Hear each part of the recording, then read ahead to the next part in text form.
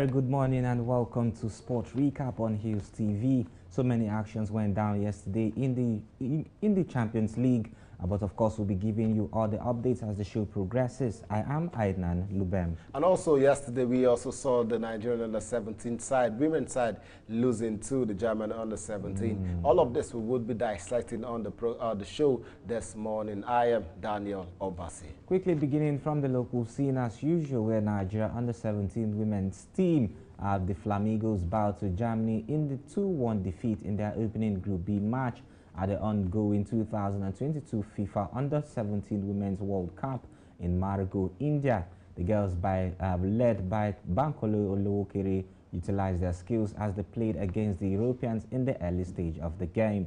And game we saw them losing against the Germans. A sad one for me, but they started off on a very good note. Wonderful free kick coming in from that lady known as Miracle Sani. But we just didn't get it right in the second half. The second half just began and we already conceded going into the next game. I know they will bounce back in the second game and even against Chile in the last game as well. Of course, moving to the next one, where the organizers of the CAF Women's Champions League have declared there won't be any cash reward for any of the participating teams in this year's competition. The competition, which was initially proposed by the board of the former president of CAF, Ahmad, commenced last year in Morocco, with Mamelodi Sundowns ladies emerging as the winners.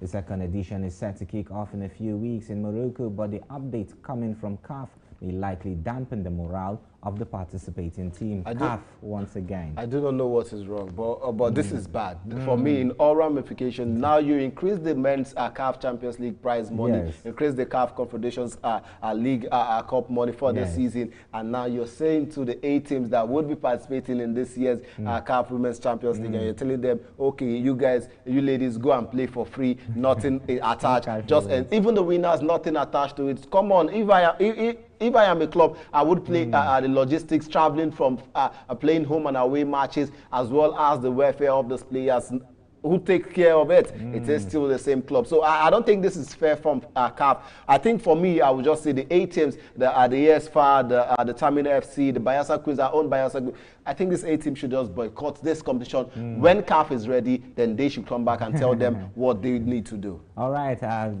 Away from that particular war now to striker Victor Osimhen is in line to make his return for Napoli in their Champions League group stage match against Eredivisie champion Ajax on Wednesday. Today, the 23-year-old has been sidelined since picking up an injury in Partenope's 4-1 win against Liverpool on September 9. The Nigerian international has missed Napoli's last 6 games as a result of the setback. Osimhen coming back to the Champions League, he has already had 1 goal in his name. What are we expecting from the Nigerian? We're expecting the usual Osimhen back and better. That is the word I would use. But at the moment, he has to fight for his spot now. But due to the love Spalletti has for him, that might just be an edge. Raspadori is doing perfectly fine. He scored a brace last in the first leg where Napoli away from home had defeated Ajax by 6-1. So he would fight for his place. But because of the advantage he has with Spalletti love for him, he might just get that starting off again as the top 9. But for me, he has to do better. But I believe he can because he is Victor Osimhen.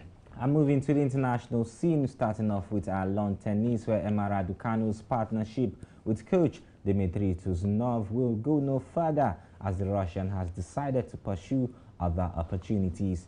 Tuzunov is the fourth coach to leave the team in the past 15 months, following the departures of Miguel Sierras, Andrew Richardson, and Torben Belz. Raducanu has won 8 of her 15 matches, including reaching a semi-final in Seoul last month, since starting to work with the former manager after Wimbledon. And of course, she's changing the 4th coach in 15 months. What is the future of Emma Raducanu? First of all, I think the coaches they know what happens with coaches under Raducanu. This is the 4th coach. Dimitri doesn't want to get to that point. He wants to leave before he's been told to leave. 15 months and you have 4 different coaches. It's not really a good step for someone who is growing really young, trying to climb up the steps in women tennis. Now, everyone expected after she won the US Open last year we're expecting that she would definitely take in the footsteps of Serena Williams, become the next big thing when it comes to women's tennis. But so far so good. Injury plagues and as well as changing of coaches has not been what has given Raducanu the very good one. But I think she needs to get her grip back. And someone said British media hype was what led to this lady getting all of this hype and all of that. For me, I think she is a good young lad that can excel in women's tennis. But if she clashed with the Polish #1, Iga Swiatek, could you see winning in that game? You and I know the answer. I don't think you want to walk over it, but Iga Swiatek is in amazing form. It's good. You can't take it away from her.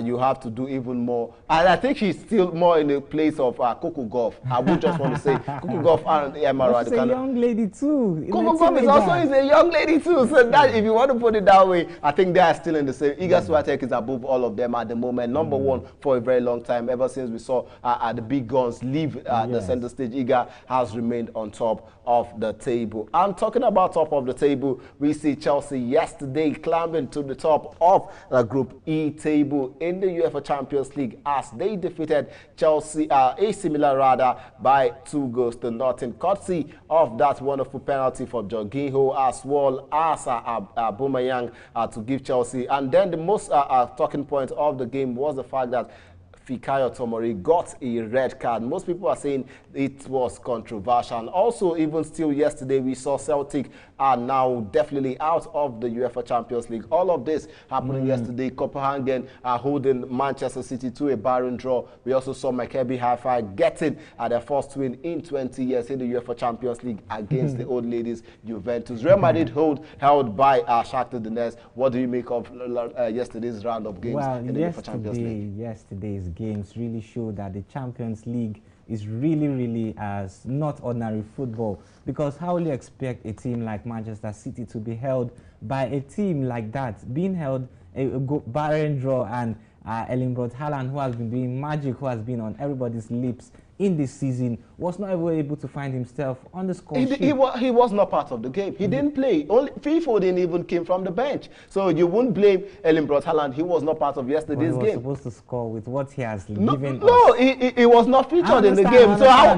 Wait, are you saying he was going to score from the bench? He was supposed to come into the game. Pep Guardiola would have bring him into that game. And probably because of the big one.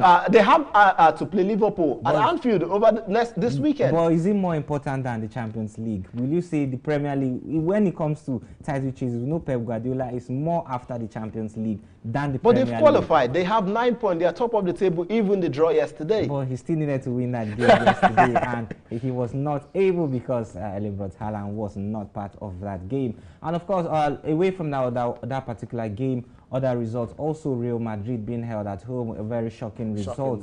Very shocking one. And like you said, the old ladies being defeated.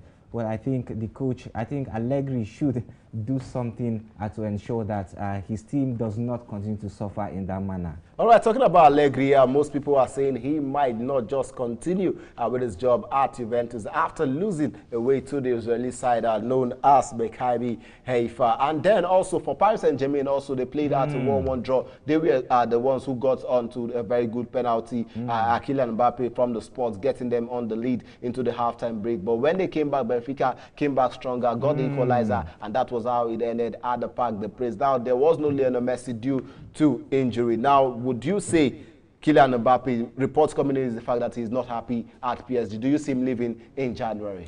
Kylian Mbappe? Yes. Kylian Mbappe, the club really needs him. They want him.